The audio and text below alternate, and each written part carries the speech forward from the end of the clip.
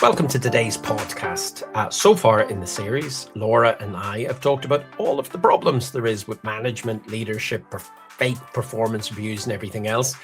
We've talked about how AI is not a shiny toy that suddenly comes in and makes everything magic inside of organizations. Today, we're going to talk about the future skills that people need. We're going to talk about the roles that need to exist to allow firms to actually perform. Laura, what do we think needs to happen? Do we retitle HR? Do we retitle a whole load of roles around the business? Or actually, are we talking about making fundamental changes to give people who are watching us the answers to the questions that they no doubt have over the last 4 or 5 episodes? And good to see you. Absolutely. And look, we have talked openly and frequently about those challenges that organizations are facing. And we'll continue to be transparent in what we're seeing. But today we want to bring our experience front and center, look at those future skills for now, not in 5 years' time. Really to focus on what really matters and to share practical steps leaders can take today to prepare their people and also their organizations for what's coming next. And it's an interesting area to consider at the outset, is that does the title really matter? And does rebranding HR and or other roles make a difference? And I wonder, I know this is something that we mentioned on our last podcast, there was a couple of titles, Kieran, that you'd come across that were very new to me. Well, the capability and the competence essentially is in the same kind of space, but we're calling it something else. So I think that's one thing that maybe we'll explore a little bit initially, is the idea of organizations rebranding but not changing the actual expectation on people. So I wonder if you might maybe share some experiences that you've come across recently and keeping that future focus in mind and what organizations' skills they need right now. Yeah, look, I'll not lament about having seen 1,000 times, a rebranded title. So HR to people strategy, HR to something else, and nothing changes underneath. And therefore, it loses credibility. So I think we have to say, yes, immediately, nothing wrong with rebranding, as long as the rebranding is more than name alone. And I think at some point, there has to be a signal, Laura, that if we're really serious about the era of AI, if we're really serious about high performing, well managed teams, then there has to be some right, folks, we're stopping, we're putting a line in the sand, and we're moving forward. And if part of it is name rebranding, and I'm a personal fan of people strategy, because we talk about tech strategy, we talk about business strategy, then we talk about HR, and it seems disconnected from the strategy itself. But those 3 things are a 3-legged stool for me. So if we need to rebrand the department, I'm open, I'm happy. Now, I would suggest, and I think you're alluding to this, rebranding isn't alone, because today we've got, what you might say is traditional people services. Then you might have, depending on the size of your business, HR business partners up in the tier structure, or if you think it triangular, and then you have a center of expertise, or CHRO. Today, I think we need to change all that. We've AI at the bottom. I think we need more service architecture. We need more problem solvers. We need more product managers. When we look at what the business is actually going to employ, we need whole new teams. And those new teams might be different. So your chief marketing officer will probably have, a prompt strategist, an agentic ops manager, an AI content strategist, an AI creative director. And notice, you've still got strategist, you've still got manager, you've still got content, you've still got creative. But the title in itself is a North Star to what's important. I don't actually hire, or never would hire, a marketing manager.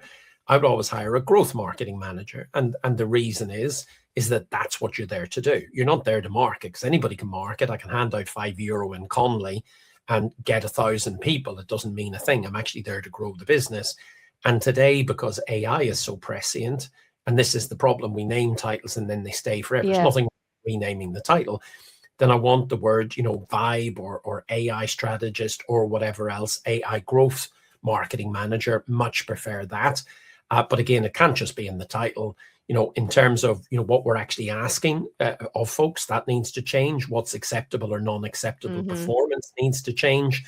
how we coach people at the end of the month. So, if I'm in marketing, I'm going to go, well, how is AI changing your plan, or how you execute campaigns? How do you use AI to personalize message, generate content, or analyze performance? I'm going to ask my team that. If I'm building product, I want to go, well, give me an example of a time when you used AI to build a product. Did it improve it? Was it better, faster, cheaper?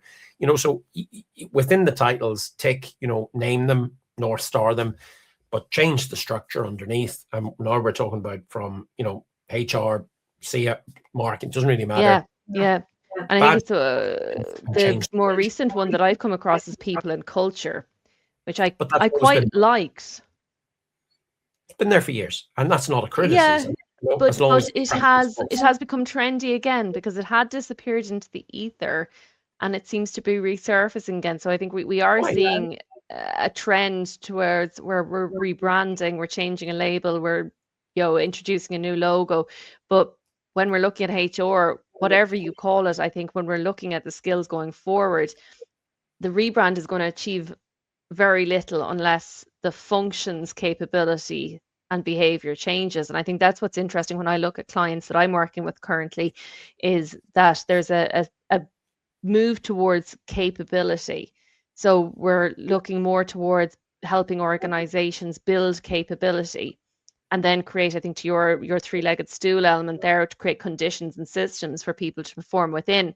But in terms, again, of those skills that people will be looking for, specifically for HR, I think there's much more of a blended set required and more of an expectation on a skill set that's transferable, so that you're opening opportunities for individuals to be more mobile.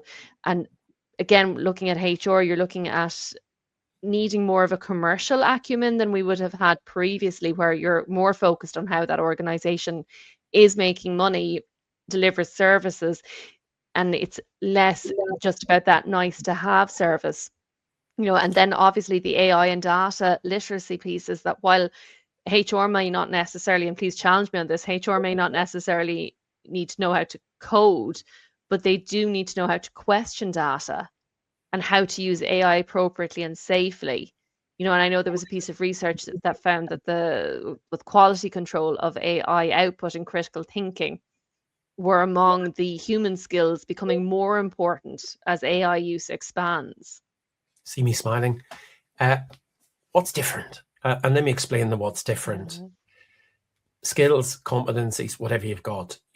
I've always wanted people to have a variety of skills because, yes, when you look at workplaces, go back to Fordism, workplaces were optimized for efficiency. We put in more technology. We just wanted more, more, and more. Now we're saying, and we AI is enabling it because it's so cheap, but we could have done it for decades. Actually, it's not about efficiency, but companies are still over-indexing. And that is we want you to have a variety of skills because we won't move in 1,000 directions. But what's different? Let me explain. Like, I always wanted, in anybody I hired, I want them to be resilient. I want them to be flexible. And I want them to be, you have to come to work. Not every day is a box of chocolates, but, come in expecting a good day. You'll have a good day. I want excellent communication skills. That's become trendy again, should never have been lost. I want personal motivation. I want self-awareness. I want creative problem solvers and system thinkers. That's no different. Now AI is lifting the lid. It's showing us that we maybe don't have those things. I want incredible curiosity. I want the people to be colleague-centric, not just think of themselves. I want them to be client-centric. I want a strong work ethic. I want them to take initiative to improve themselves. Notice I haven't even got to any of the digital skills yet, but I want data skills. Data's been around for years. I want data-driven decision-making, or I call it analytical thinking, so less gut, more fact. And then I want financial literacy, because a business success is the sum of the individual's decisions that we make. And I did a survey in the last 20 classrooms that I taught, and I said, put up your hand if you were taught basic literacy when you started your company as a new graduate. No hands. Okay, put up your hand if you were taught basic financial literacy when you moved into a high performance role or a manager role or a senior role or a board role. No hands. I want that. And now I want digital skills. Guess what? I've wanted those for 15, 20 years. And now I want AI skills because they're so cheap. And I mean Gen AI skills that can now be, the masses can afford. So notice, out of the 15 things, I'm rather demanding. I've only said AI once. Yeah. Everything else I've expected for the last 15, 20 years. So why is all of these capabilities, these skills and everything else now trendy? That feels like we're creating activity, but how do we move from trendy to cape? Because the managers on the call that are listening in today, who we have kicked around the place and then went, folks, it's not you, or not just you, you're certainly accountable. What are we telling them they need to You've do? already answered that. I mean, the answer is the communication piece. The answer is the setting out the expectations, because often the reality is when we go into our organizations, the role expectations, irrelevant of what it is called, the expectations haven't been made clear or haven't been set out. The job descriptions or role profiles, or again, call them what you will, are out of date, they're defunct, they're no longer applicable or fit for purpose. People don't actually have something to refer to in terms of what or how their role is defined.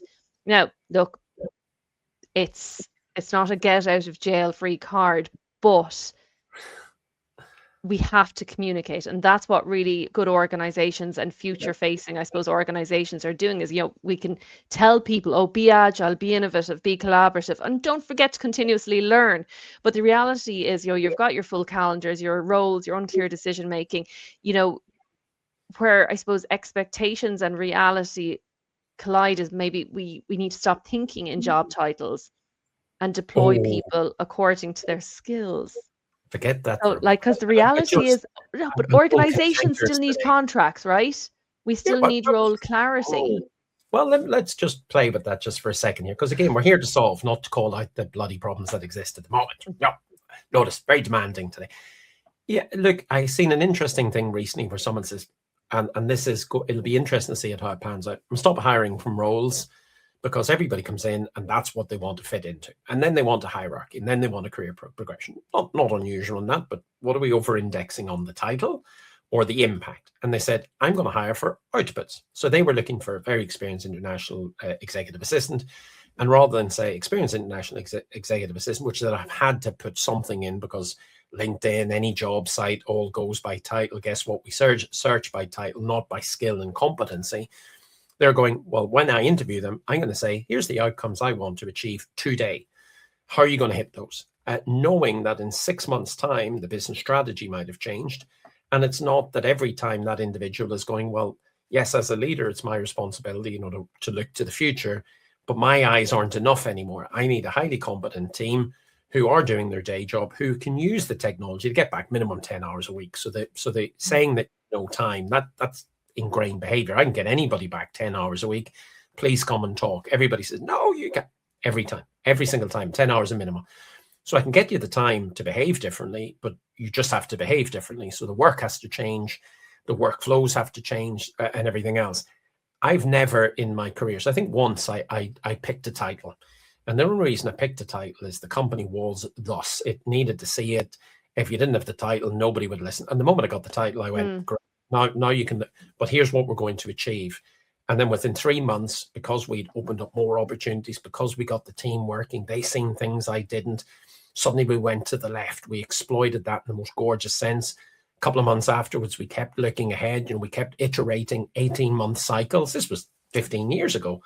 We're sitting there with 3-year plans, because you and I know it's 3-year plan. We'll do it in year 2 and miss a bit. So why are we still focused on titles? We shouldn't be. The skills we're talking about, it should be as many skills as you can get, so you can be applied in as many ways. And if we're waiting for grown adults to always be told what to do, or point to a piece of their contract and say, yeah, but no, and that's not me suggesting, folks, anybody listening, your union, whatever else is in place, your contract's in place to protect you from being exploited. I am talking about businesses where people are not going to get exploited. We've grown adults and we all share the reward. So if suddenly the business becomes more successful, no manager ever had to ask me for a pay rise. I went, what's the market worth? In other words, what is the check? I don't want to pay by market. How much experience have you gained? What value are you giving? That was the second parameter. And the third one was, how much experience do you have? Now, the experience was tied to performance, but that little triangle ran all the time. And people were surprised that they were getting a pay rise. And I wasn't, because you're going, no, you've been delivering that. And I don't wait 8 months. You've delivered it. You'll continue to deliver it. So, and we never once looked at titles, That's not to say. And I think just to build on that in terms of, say, looking at practical takeaways our listeners can look at, and you would say start with the job opposed to the job title. So, choose a workflow, okay? Map it from beginning to end. Don't start with some large transformation project. Start with something real like recruitment, onboarding, customer queries, multi-reporting, whatever it might be. But that's the kind of work where we can, I suppose, identify what work we're doing today, what work is likely to increase or decrease. So you're looking at that future piece and what work could be automated, really focusing in on where human judgment and relationship piece will still matter. And at least Yeah, that's, but I suppose. let's test it then. So let's Okay. redesign the HR function. So Okay. we said we come up with answers. So are we still calling it HR? I don't have a grow one way or the other for what it's called, but I do know that we need to do something differently. We're Okay, continuing to, what I'm seeing is we're rebranding, but doing the same thing. So okay, so call we it pick a people and title. strategy. Okay, so let's work with that one. So we're connecting it to the outcomes we want to achieve, which is people, strategy, whatever outcomes. Okay, so give me the beneath of that. Are we still staying hierarchical? In other words, chief HR officer, business partners, people services. Where do you sit on the fence for that? For me, we'll keep the business partner model, call them people leader supports potentially, in the work business units. Why? Because the HR business partner is the individual who knows the various work streams and is closest to those work streams in order to provide the best guidance and best practice support to individuals within that work stream without getting stuck into the weeds. And that's where we often fall down on. And that's what, as a next step, we want to say to people looking at those future skills is, yes, employ the business partner model, especially in organizations where you could have a diverse range of work streams. So what are they going to do then? So I agree, because too many business partners are paper pushers. Too many business partners are used by managers. You coach them. I'm not, so what are we getting the business partner to do? Because I think they should be hugely technically gifted. I think they should be financially literate, digitally literate, and everything else, communication, whatever, and understand the outcomes that are to be delivered in that function currently. But I actually want to get rid of functions, and I want to look at organizational value streams, and I want squads organized to maintain those. Now, smaller numbers maintain. You can't suddenly have a squad minding the HR system and then disappearing. So I don't mean it as literally as that, but tell me the HR business partner, how could we get them? What should we be looking for him, her, she, they, or whatever way they want to designate? What are they doing every day? What they're doing every day, and I think we'll have a tendency to the traditional. So we want more than a senior HR generalist. The role is shifting, and it needs to shift from somebody who just understands the business and bringing in diagnosing the ways, or we want to be having them critical roles that are diagnosing maybe what is getting in the way of performance. It's the link between the people leaders and HR. They need to be strategic, Kieran. They need to be integrating business strategy with people practice within their respective work streams. Again, without the challenges, I think the commercial element is one thing that I would be recommending listeners to consider in that BP role, where a HR BP needs to understand how the organization creates value, where capability or capacity is constraining performance. And it's the difference between saying, turnover has increased by X, to turnover in this particular team is delaying delivery. Maybe it's increasing overtime and placing key client relationships at risk. So they're data-driven decision-making, data-driven insights, and the ability to read data in that meaningful way and explain a people issue in business terms and a business problem in people terms. Oh, I like that. I'll just plus one it slightly, in that I want them looking 18 months ahead with their business leader to work out not just what we're doing today and how do we tie everything to business outcomes, but I want them to career path people, if that's the right terminology, using AI, financial data, all the skills that I expect today, but I want them prepared for 18 months down the line, because I know it's going to Mm-hmm. take 18 months to get them those skills and capabilities and everything Yeah. else that they need, because the business might be very different in 6 months' time, never mind 18 months' time. And that future of that particular role needs consulting.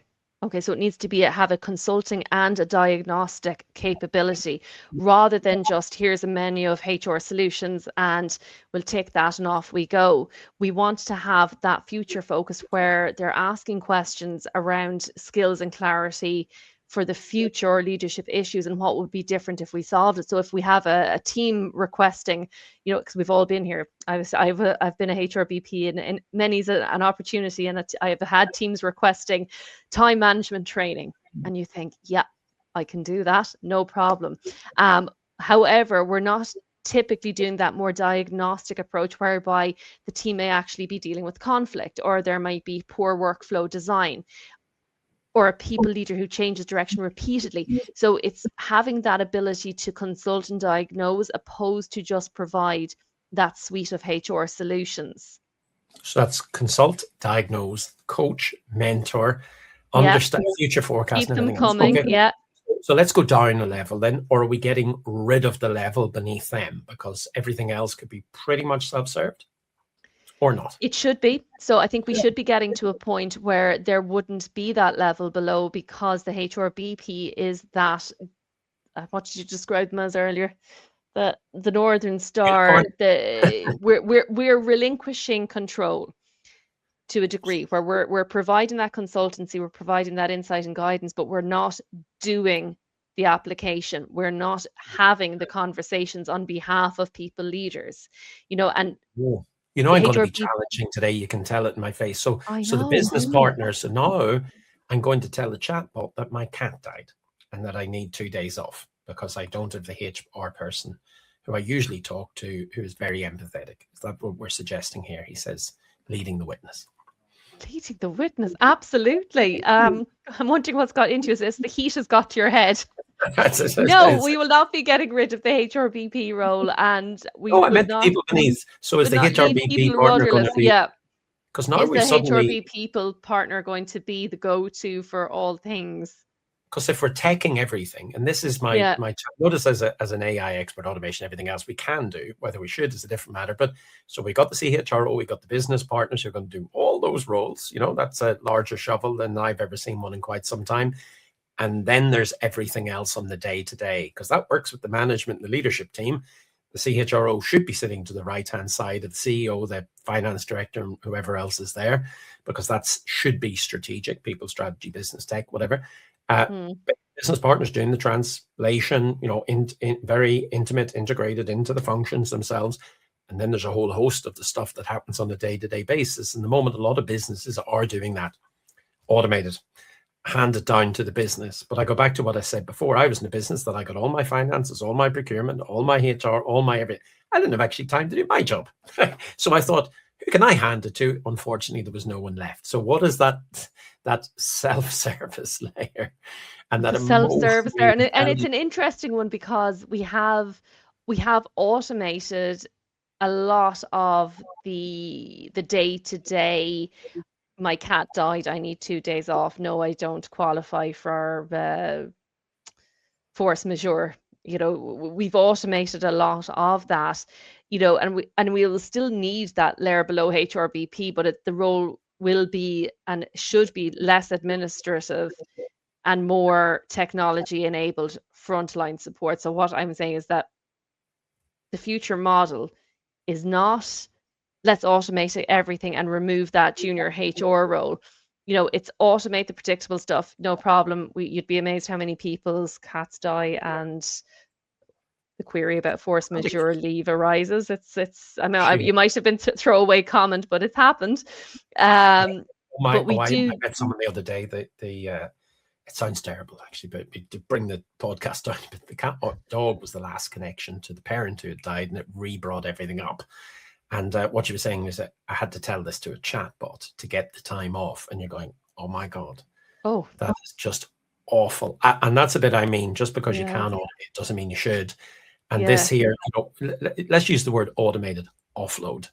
You know, where customers can self-serve. No, you've taken cost out of the business and getting your customers to do the Yeah. work that you're paying for. Yeah, Well, you should be getting, basically. you know, so And it's again, something personally, Kieran, I would have a big uh I wouldn't be on board with the degree of self-service that we've gone down the route of, aha, especially when it comes to people.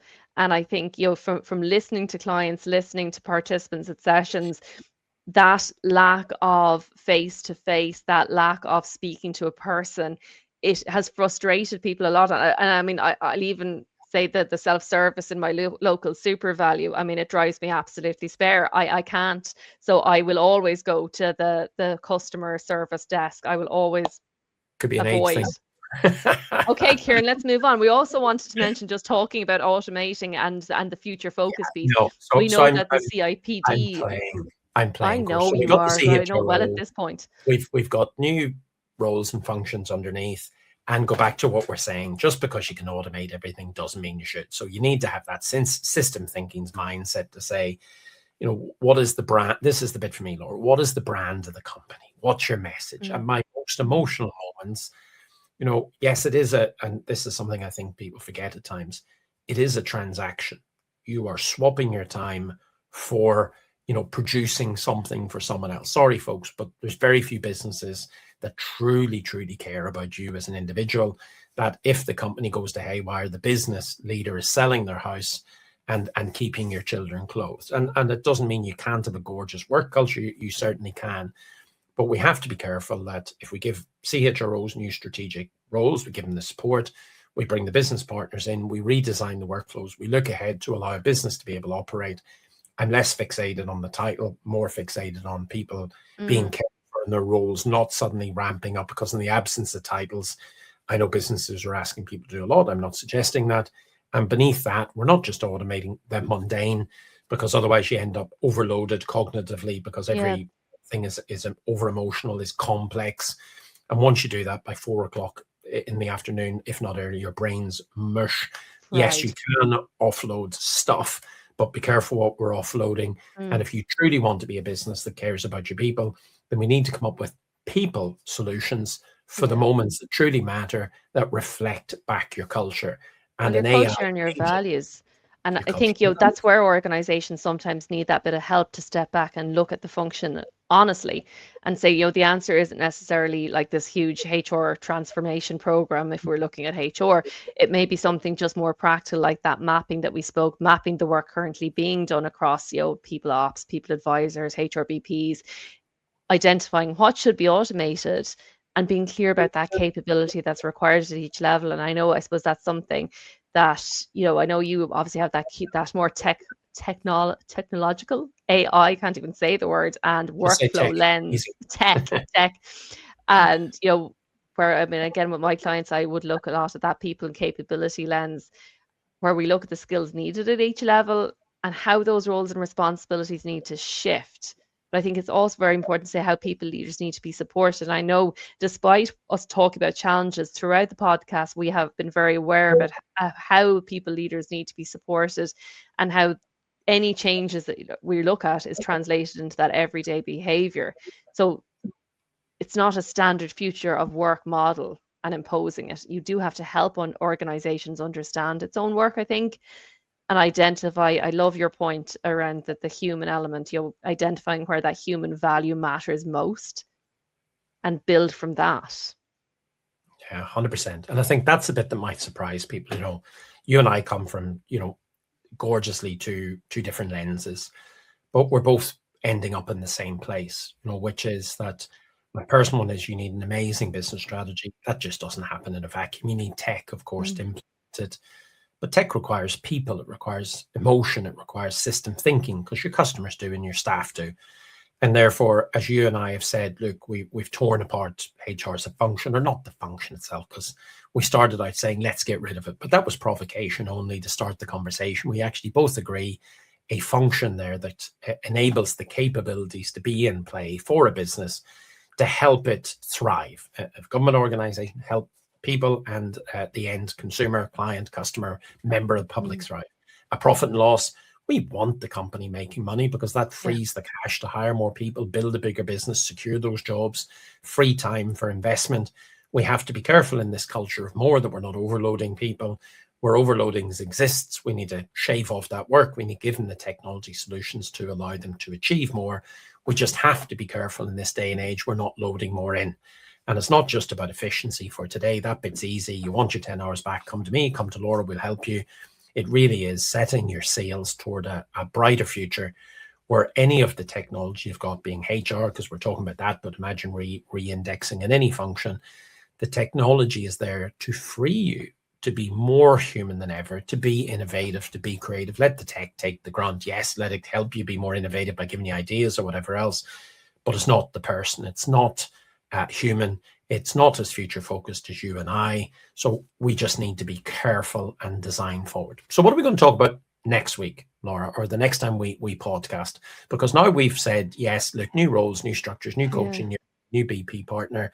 I think the bit we need to talk about is actually how do we get middle managers, future forward middle managers, more capable themselves. So now we fix it, but the business. And I think one of the foundational elements of that in practice has to be something around whether, and it's something we could spend a bit of time talking about, is competencies and capabilities. And it's something that I would work with a lot of organizations currently. And it's an interesting one because I work with organizations that have competencies, that have capabilities, that have nothing, and the systems that are around that to enable performance, to enable future focus. It's kind of an interesting one. Well, let's cover, because we're in the era of AI, we're in a change world. Things are moving quicker than ever. Let's look at the skills, the competencies, the capabilities, the frameworks, and everything else that will allow the managers and the leaders we're talking about today to thrive and build thriving businesses. Folks, thank you very much for listening in today. If you have suggestions as to what you would like to see, people strategy, HR strategy, whatever you want to call it, learning and development, capability development, doesn't really matter. Give us a title. We're not precious about titles, but please do get in touch. Every denomination, we're here for you. What should they be doing? What could the roles look like? What should they be titled? Do they need to be titled as a North Star? Should there just be outcome focused or outcome facing, ensuring that people behave and don't suddenly use that as an excuse to overload even further? Let us know all these things. But next time, Laura, we'll talk about the capability, skills, and everything else in between that people should be adopting, building into their own personal career paths and owning themselves, never mind the business, to allow them to be successful in the most dramatically changing era that I've ever come across in my life. Until next time, folks, thank you so much indeed. Thank you.